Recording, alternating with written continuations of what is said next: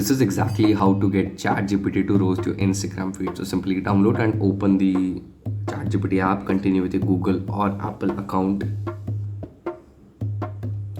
Now from this option, simply search for Explore GPTs and type Insta here. Tap on Instagram.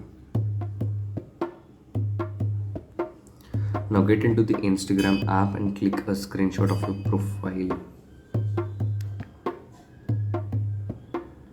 This, get back into the ChatGPT app, paste your screenshot.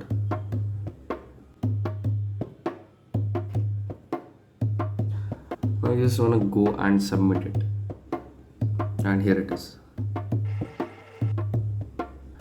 In same manner, you can select any post which is not performing well on your Instagram. Select that, click a screenshot of inside and upload into the ChatGPT. I hope you found the video helpful.